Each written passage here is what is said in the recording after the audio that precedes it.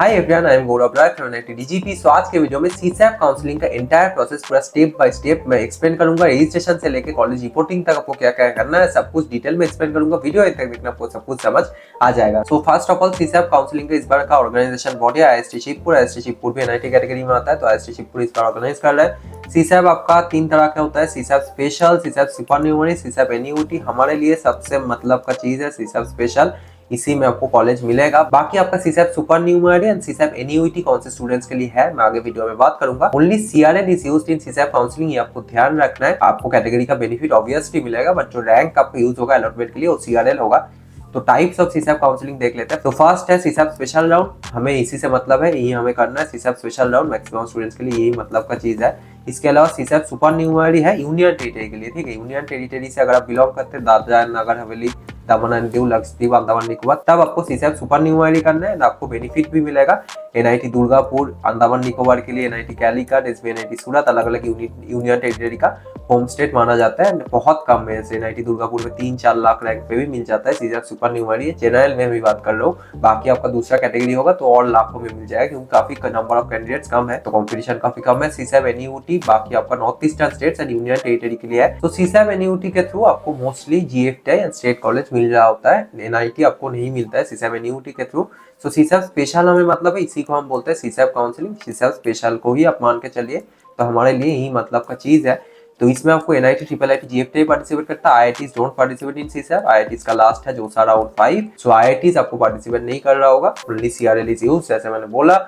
Eligibility क्या है, तो सारे कैंडिडेट्स एलिजिबल है। All those who are eligible in JoSAA, सारे कैंडिडेट्स एलिजिबल है। बस आपको 75% या टॉप 20% का क्राइटेरिया सेटिस्फाई करना पड़ेगा। मैंडेटरी है, जोसा में जैसा था वैसा ही सिमिलर है। 75% या top 20% and 65% for SC ST, 75% for general EWS OBC. ये क्राइटेरिया आपको सेटिस्फाई करना पड़ेगा, तभी आप एलिजिबल है। सो 75%, 65% for SC ST and top 20% है।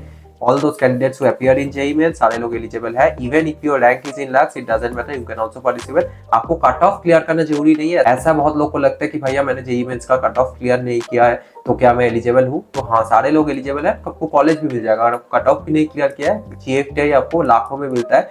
8-9 लाख 10 लाख रैंक तक आपको जीएफटी मिल रहा होता है। तो जीएफटी सारे स्टूडेंट्स को मिल जाएगा, बट हाँ उतना अच्छा प्लेसमेंट नहीं होता जीएफटी की, ये भी आपको ध्यान रखना पड़ेगा।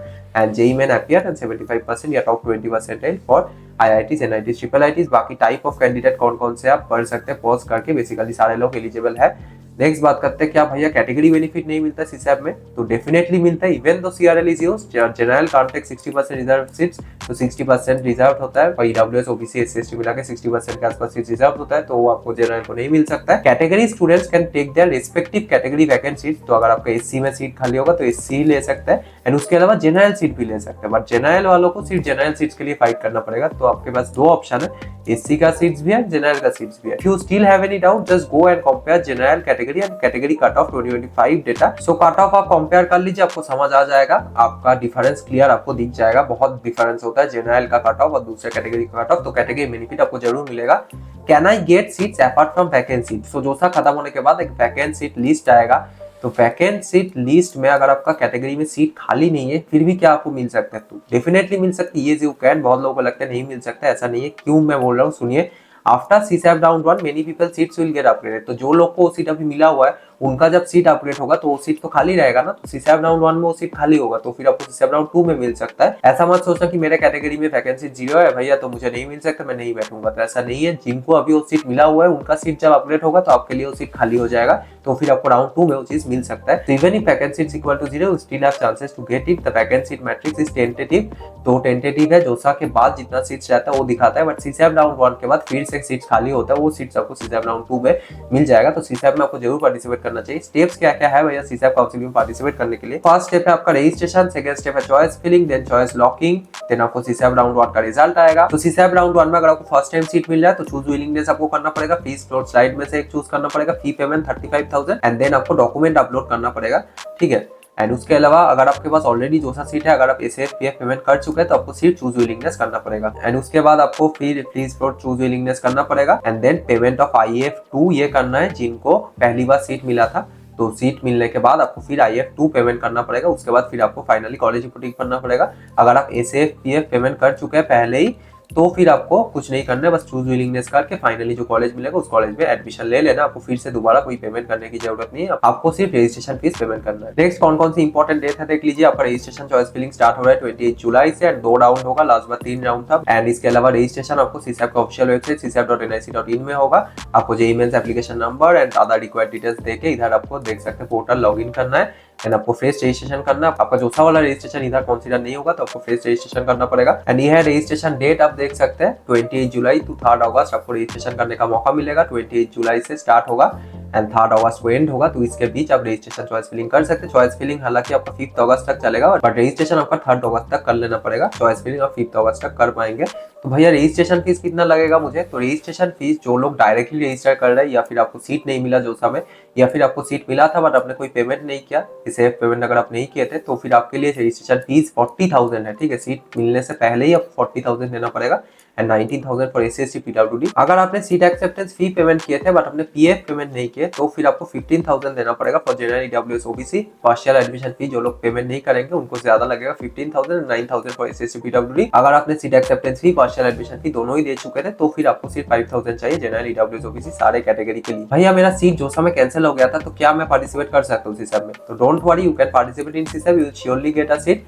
Seat cancelled due to improper document and didn't get any seat in further rounds और withdrawn their seat in जोसा। अगर आप इस कैटेगरी में पढ़ते हैं तो आपको भी रजिस्ट्रेशन फीस 17,000 लगेगा for general EWS OBC and 11,000 for SC PWD। तो IF1 इंस्टीट्यूट एडमिशन फी 1, वही मैंने बोला जो आपका ये वाला फीस है 40,000, इसको IF1 नाम दिया जाता है। एंड आपको ये debit card, credit card, net banking, e-challan इससे आप पेमेंट कर सकते हैं। एंड उसमें आपको रजिस्ट्रेशन के टाइम आपका बैंक पासबुक का इमेज अपलोड करना पड़ेगा। एंड अगर आपके पास कैटेगरी सर्टिफिकेट नहीं है तो आप कैटेगरी रिस्टोरेशन कर पाएंगे, आप जनरल में आ सकते हैं। कैटेगरी चेंज करने का भी ऑप्शन दिया जाएगा। आप जनरल से EWS OBC में नहीं जा सकते क्योंकि आपके पास रैंक नहीं है वो, बट अगर आप EWS OBC SC ST अगर आपके पास सर्टिफिकेट नहीं है तो आप जनरल में आ पाएंगे। एंड इसके अलावा जिनका डॉक्यूमेंट की वजह से रिजेक्ट होके जोसा में EWS OBC से फिर से जनरल में चले गए थे तो आप लोग फिर EWS OBC में आ सकते हैं क्योंकि आपके पास ऑलरेडी रैंक है। तो जिनके पास रैंक है EWS OBC वो लोग चाहे तो फिर अपना EWS OBC रिस्टोर करा सकते हैं, बट बाकी लोग जिनके पास रैंक ही नहीं है, सिर्फ अगर आपके पास जनरल रैंक है तो फिर आप कैटेगरी में नहीं जा सकते। अगर आपके पास कैटेगरी रैंक है तो फिर आप जनरल में आ पाएंगे, vice versa is not possible. आप कैटेगरी से जनरल में आ पाएंगे, जनरल से आप दूसरे कैटेगरी में नहीं जा पाएंगे।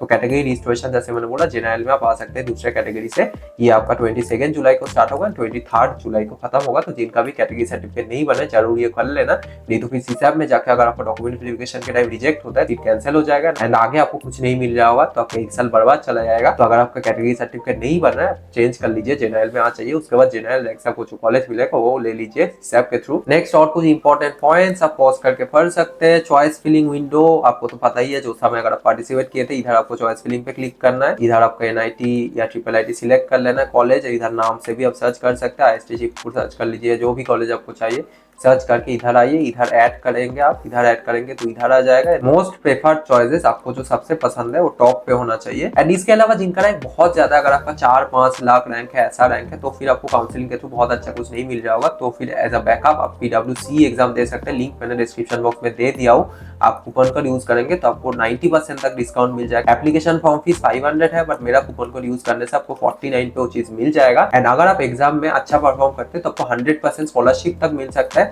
आपका पूरा फीस जितना है 8.5 लाख फीस वो माफ हो जाएगा। एंड इसके साथ आपको मैकबुक भी मिलेगा। सारे PWIY के स्टूडेंट जो भी इस कॉलेज में एडमिशन लेंगे सारे स्टूडेंट्स को मैकबुक मिल रहा होगा। फिर मैकबुक में 4 साल आप बढ़िया तरीके से कोडिंग कर पाएंगे। एंड इसके अलावा जिनका अबव 85% है जेईई मेंस पे, आप डायरेक्ट PWIY में एडमिशन के लिए एलिजिबल है, तो फिर आप हमें नंबर व्हाट्सएप कर दीजिए, आपको कंप्लीट गाइडेंस मिल जाएगा। एंड सीसैप चॉइस फिलिंग में अगर आपको हेल्प चाहिए काउंसलिंग हेल्प ज्वाइन कर सकते हैं। 599 प्राइस है, अभी मिनिमम प्राइस पे चल रहा है, बाद में जाके ये 999 तक इंक्रीज हो जाएगा। तो आपको कंप्लीट सपोर्ट मिलेगा, personalised choice filling list, IIT and NIT and mentor मिलेगा। ठीक है, जितना भी मेंटर्स होता है मेरे टीम में सारे IIT या NIT से होते हैं, कोई भी रैंडम कॉलेज के मेंटर्स मैं अपने टीम में इंक्लूड नहीं करता हूँ। आपको पर्सनलाइज्ड चॉइस फिलिंग लिस्ट मिलेगा, जैसा आपकी रिक्वायरमेंट होगा उस हिसाब से चॉइस फिलिंग मिलेगा। Unlimited call support, unlimited chat, सब certificate, document related doubts, career guidance, सब कुछ कंप्लीट गाइडेंस आपको मिल जाएगा। कुछ मैंने लगा भी दिया रिव्यू के लिए, वैसे तो रिव्यू हर साल बहुत अच्छा आता है। एंड इसके अलावा अगर आपको प्राइवेट कॉलेज में CSE चाहिए तो अच्छे कॉलेजेस है कुछ, आप देख सकते हैं SRM KIT, ये सब में अगर आपको एडमिशन लेना है आप हमें इस नंबर को व्हाट्सएप कर दीजिए, आपको कंप्लीट गाइडेंस मिल जाएगा। अगर आपको वेस्ट बंगाल के भी टॉप प्राइवेट कॉलेज लेना है, IIM New Town, techno main Salt Lake, Techno India, ये सब अगर आपको लेना है तो फिर आप हमें इस नंबर को व्हाट्सएप कर दीजिए, आपको कंप्लीट गाइडेंस मिल जाएगा।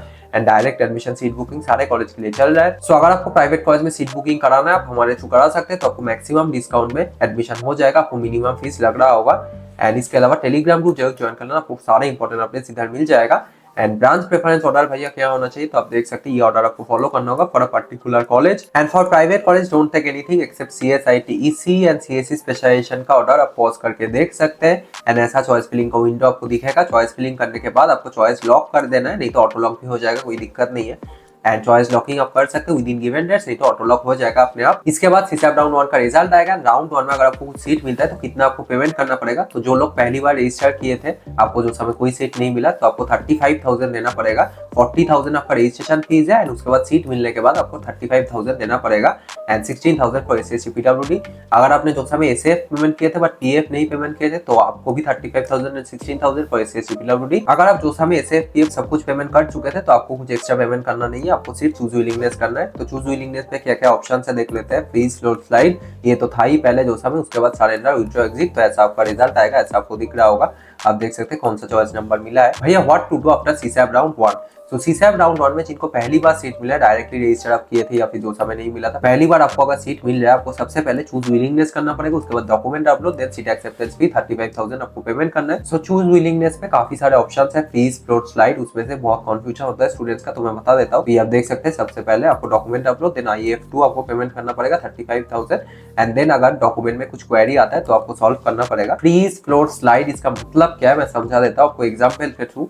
मान लीजिए आपको IST शिवपुर में इलेक्ट्रिकल 8th चॉइस मिल गया सीसैप राउंड 1 में, तो अगर आप फ्रीज कर देते हैं तो यही वाला रहेगा, आगे राउंड के लिए आपको कुछ चेंज नहीं होगा। तो अगर आपका जो मनपसंद कॉलेज हो अगर आपको मिल चुका है तो आप फ्रीज कर दीजिए, नहीं तो बेस्ट है मैं बोलूंगा फ्लोट या स्लाइड करना है आपको, ठीक है। फ्रीज उतना रिकमेंडेड नहीं है। फ्लोट अगर आप करेंगे तो IST शिवपुर इलेक्ट्रिकल ये आपका कॉन्फर्म हो गया, इसके ऊपर में से 7 चॉइसेस में से अगर आपको कुछ मिलना होगा तो मिलेगा, नहीं तो वो वाला चॉइस आपके पास रहेगा। एंड स्लाइड मतलब IST शिवपुर का ही बेटर ब्रांच अगर आपको चाहिए तो IST शिवपुर में इधर 5 पे आप देख सकते हैं एक ब्रांच है, 6 पे एक है एंड आपका 2 पे है। तो अगर आप स्लाइड करते हैं सिर्फ 2, 5, 6 में से अगर आपका कुछ मिलना होगा तो मिलेगा, नहीं तो फिर वो वाला सीट आपके पास 8 वाला रहेगा। तो ये है difference between freeze, float, slide. अगर आप चॉइस फिलिंग में कुछ गलती करेंगे तभी आपको सरेंडर करना है। सरेंडर मतलब जो भी आपको सीट मिल जाए वो आप रिजेक्ट कर दे रहे हैं। राउंड 2 में आपको जो सरेंडर सीट है उसके ऊपर वाले कुछ अगर मिलना होगा तो मिलेगा, नहीं तो फिर आपको कुछ भी अलॉट नहीं होगा। सो चॉइस फिलिंग में अगर आपने बहुत कुछ बड़ा गलती कर दिया तभी आपको सरेंडर करना है, नहीं तो फ्रीज, फ्लोट, स्लाइड में से ही एक ऑप्शन करना है, ठीक है। आपको विथड्रॉ उनको करना है जिनको ड्रॉप लेना है या मनपसंद कॉलेज अगर आपको नहीं मिल जाए तो राउंड 1 के बाद ही आपको विथड्रॉ करना पड़ेगा। राउंड 2 में अगर आप चले जाते तो आपको कुछ भी रिफंड नहीं मिलेगा, तो राउंड 1 रिजल्ट के बाद ही आपको विथड्रॉ करना पड़ेगा। एंड एग्जिट आप कर सकते हैं अगर आपको कुछ नहीं मिल रहा है आगे आपको ड्रॉप लेना है तो आप एग्जिट कर दीजिए राउंड 1 से, तो फिर आपको रिफंड मिल जाएगा। सो फ्लोट आपके लिए सबसे सेफेस्ट ऑप्शन है, मैक्सिमम स्टूडेंट्स फ्लोट चूज करने का ट्राई करिए। एंड ऑनलाइन रिपोर्टिंग जिन लोग को पहली बार हो रहा है, जोसा में अगर आप कर लिए थे डॉक्यूमेंट वेरिफिकेशन तो फिर से आपको नहीं करना है। जो लोग जोसा में नहीं किए थे उनको डॉक्यूमेंट अपलोड करना पड़ेगा, ये सारा डॉक्यूमेंट आपको चाहिए। एंड स्टेट ऑफ एलिजिबिलिटी में आपको क्लास 12 का रिजल्ट अपलोड करना है, ये कॉमन डाउट होता है स्टूडेंट का। स्टेट ऑफ एलिजिबिलिटी मतलब जिस भी स्टेट से आपने अपना क्लास 12 पास किया है तो इसलिए आपको क्लास 12 का रिजल्ट वहाँ अपलोड करना है। उस स्टेट के होम स्टेट NIT में आपको 50% रिजर्वेशन मिलेगा। तो अगर आप ऑलरेडी जोसा में डॉक्यूमेंट वेरिफिकेशन कर लिए थे तो फिर से आपको नहीं करना, आपको जस्ट चूज विलिंगनेस करना पड़ेगा। फ्रीज, फ्लोट, स्लाइड में से एक चूज कर दीजिए, फ्लोट करके बेस्ट है, नेक्स्ट राउंड में चले जाइए। एंड डॉक्यूमेंट में कुछ क्वेरी अगर रेज होता है तो फिर आपको सॉल्व करना पड़ेगा, जो भी वो लोग बोलेंगे रेगुलरली चेक करते रहिए डॉक्यूमेंट अपलोड करने के बाद कि कुछ अगर क्वेरी रेज होगा तो आपको सॉल्व करना पड़ेगा। एंड बेसिक इन्फॉर्मेशन है सीसैप डॉक्यूमेंट वेरिफिकेशन का, आप पॉज करके पढ़ सकते हैं। सो भैया what to do after CSAB round 2 result. तो राउंड 2 रिजल्ट आने के बाद जिनको पहली बार सीट मिला है आपको चूज विलिंगनेस करना है। आपको अभी तो बस फ्रीज ही दिख रहा होगा तो फ्रीज कर दीजिए क्योंकि ये लास्ट राउंड है सीसैप राउंड 2 का। उसके बाद फी पेमेंट आपको करना पड़ेगा 35,000 एंड देन आपको डॉक्यूमेंट अपलोड करना पड़ेगा, ये आपका सीट एक्सेप्टेंस फी या IF2 आप बोल सकते हैं, सीसैप में IF2 बोले जाते हैं, इंस्टीट्यूट एडमिशन फी पार्ट 2। उसके बाद आपको फिर फिजिकल रिपोर्टिंग करना पड़ेगा कॉलेज में। एंड जिनको ऑलरेडी सीट मिल चुका था जोसा में या सीसैप में आपको भी फिजिकल रिपोर्टिंग करना है। राउंड 2 लास्ट राउंड है, उसके बाद आपको फिर फिजिकल रिपोर्टिंग करना पड़ेगा सारे स्टूडेंट्स को for NIT plus system college reporting after CSAB round 2। क्या क्या डॉक्यूमेंट चाहिए होगा, रिपोर्टिंग शेड्यूल, कब आपको कॉलेज जाना है, सब कुछ आपको कॉलेज वेबसाइट पे आ जाएगा। तो जो भी फाइनल आपको कॉलेज मिलेगा उस कॉलेज वेबसाइट में आपको चेक करना पड़ेगा, उधर सारा डिटेल्स आ जाएगा। बेसिक फिर भी ये डॉक्यूमेंट्स है जो मिनिमम आपको चाहिए होगा हर एक कॉलेज में। तो डॉक्यूमेंट्स के रिलेटेड डिटेल वीडियो में ऑलरेडी बना चुका, आई बटन पे लिंक आ रहा होगा, पॉज करके देख सकते हैं। भैया जोसा एंड सीसैप रिफंड पॉलिसी क्या है। तो अगर आपको रिफंड चाहिए, आपको राउंड 2 के पहले विथड्रॉ करना पड़ेगा, मतलब राउंड 1 रिजल्ट आने के बाद ही आपको विथड्रॉ करना पड़ेगा। अगर आपको रिफंड चाहिए, CSAB round 1 is the last chance for seat withdrawal. If you go to round 2 you will not get any refund. तो राउंड 2 में अगर आप चले जाते हैं तो आपको कुछ रिफंड नहीं मिल रहा होगा, तो राउंड 1 के बाद ही आपको विथड्रॉ करना पड़ेगा। तो क्या क्या चार्जेस है एक बार देख लीजिए। सीसैप प्रोसेसिंग चार्ज है 5000, ये आपका नॉन रिफंडेबल होता है, IF1 होता है। इसके अलावा बाकी जो लोग को IIT मिला, वो लोग अगर सीसैप में पार्टिसिपेट करते हैं NIT के लिए, तो आपको कुछ भी रिफंड नहीं मिलेगा, क्योंकि आप IIT का सीट वेस्ट कर रहे हैं, IIT सीसैप में पार्टिसिपेट नहीं करते। इसके अलावा जोसा प्रोसेसिंग चार्ज 5000 होता है, विथड्रॉल फी 2000, यानी इसमें से कोई भी चीज अगर आप करेंगे तो एक्स्ट्रा 2000 आपका कट कर रहा होगा। तो कौन से स्टूडेंट को कितना रिफंड मिलेगा आगे मैं वीडियो में बात करूंगा। एंड आपको कोई भी रिफंड नहीं मिलेगा कौन कौन से केस में, अगर आपने ऑनलाइन रिपोर्टिंग स्पेशल राउंड 2, ये 3 नहीं है 2 है, स्पेशल राउंड 2 इस पर लास्ट राउंड है, लास्ट या 3 राउंड था। तो अगर आप राउंड 2 में ऑनलाइन रिपोर्टिंग नहीं करते या फिर आपको सीट अलॉट हुआ है और आप कुछ नहीं करते, पेमेंट नहीं करते सीट एक्सेप्टेंस फी राउंड 2 के बाद, तो भी आपको रिफंड नहीं मिलेगा। बेसिकली आप राउंड 2 में अगर चले आते हैं तो आपको रिफंड नहीं मिल रहा होगा। एंड इसके अलावा किस स्टूडेंट को कितना रिफंड मिलेगा, if you paid both ACF and PF seat acceptance fee, partial admission fee, total अगर आपने 80,000 पेमेंट किए थे, तो उसके बाद अगर आप सीसैप में पार्टिसिपेट करते हैं तो आपको विलिंगनेस चूज विथड्रॉ करना पड़ेगा राउंड 1 रिजल्ट आने के बाद। तो फिर आपको 23,000 मिलेगा आउट ऑफ 80,000 रिफंड, क्योंकि PF जो पार्शियल एडमिशन फी होता है ना, वो नॉन रिफंडेबल होता है। एंड सीसैप रजिस्ट्रेशन फी भी 5000 नॉन रिफंडेबल होता है। PF आपको तभी पेमेंट करना अगर आप श्योर है कि वो कॉलेज लेना है, नहीं तो PF अगर आप पेमेंट कर देते हो नॉन रिफंडेबल है, ठीक है। It will be credited to your bank account within next 90 days. CSAB round 1 is the last chance, जैसे मैंने बोला सीट विथड्रॉल का। तो अगर आप सीट एक्सेप्टेंस फी 30,000 पेमेंट किए थे तो आपको काफी हद तक रिफंड मिल जाएगा, आपको 23,000 रिफंड मिल जाएगा, डिडक्शन 5,000 आपका जोसा चार्ज हो गया, 2000 सीट विथड्रॉल फी, तो टोटल आपका 7000 डिडक्ट होकर बाकी रिफंड मिल जाएगा। एंड अगर आपको सीसैप दोनों राउंड में कोई सीट नहीं मिलता है तो भी आपको रिफंड मिल जाएगा, आपको 35,000 रिफंड मिल जाएगा आउट ऑफ 40,000। 5,000 आपका सीसैप का प्रोसेसिंग चार्जेस है, वो नॉन रिफंडेबल होता है, बाकी आपको रिफंड मिल जाएगा विद इन 90 डेज। आपने जो बैंक अकाउंट का बैंक पासबुक या फिर कैंसिल चेक अपलोड किए थे उसी अकाउंट में रिफंड आ रहा होगा, ठीक है। एंड कैसे भैया सीट विथड्रॉ करना है, तो बेसिक प्रोसीड्योर है, एक ऑप्शन आएगा आपको वेबसाइट पे लॉगिन करने के बाद विथड्रॉ का, तो विथड्रॉ करिए, देन OTP आएगा, OTP कंफर्म करके देन आपका वेरीफाइंग ऑफिसर एक बार वेरीफाई करेंगे, वो एक बार वेरीफाई कर देंगे तो आपका सीट फिर विथड्रॉ हो जाएगा ना, आपको रिफंड मिल जाएगा राउंड 1 के बाद अगर आप करते हो विथड्रॉ। एंड इसके अलावा सीसैप के रिलेटेड अगर आपको कोई भी क्वेरी है तो आप इस नंबर पे कॉन्टैक्ट कर सकते हैं, ऑफिशियल नंबर है ये, इस टाइमिंग के बीच आप कांटेक्ट कर सकते हैं ऑफिशियल वेबसाइट से। State wise list of help centres भी आपको सीसैप वेबसाइट पे मिल जाएगा। बाकी ये पूरा शेड्यूल है, पॉज करके देख सकते हैं। तो 13 to 18 अगस्त के बीच आपका फिजिकल रिपोर्टिंग आपको करना पड़ेगा कॉलेज में जाकर। एग्जैक्ट डेट्स एंड क्या क्या डॉक्यूमेंट्स लेके जाना है सब कुछ आपको कॉलेज वेबसाइट पे आ जाएगा। तो जो भी फाइनल आपको कॉलेज मिलेगा उस कॉलेज वेबसाइट को आपको विजिट करना है। एंड सारे इंपॉर्टेंट अपडेट्स इस टेलीग्राम ग्रुप पे आपको मिल जाएगा, जो भी स्टेप्स आपको करना है। तो टेलीग्राम ग्रुप जरूर ज्वाइन कर लेना, ये QR कोड स्कैन करके आप ज्वाइन कर सकते हैं, नहीं तो लिंक डिस्क्रिप्शन बॉक्स में मिल जाएगा। इंस्टा पे भी मुझे जरूर फॉलो करना, अगर आपका कोई भी डाउट है इंस्टा पे मुझे डायरेक्टली पूछ सकते हैं। एंड अगर और कोई क्वेरीज है तो कमेंट सेक्शन में पूछ लीजिए। ऐसे यूजफुल वीडियोस आपको इस चैनल पे मिलता रहेगा, तो चैनल को जरूर सब्सक्राइब कर लेना। सो मिलता है नेक्स्ट वीडियो में, आज के लिए इतना ही, बाय।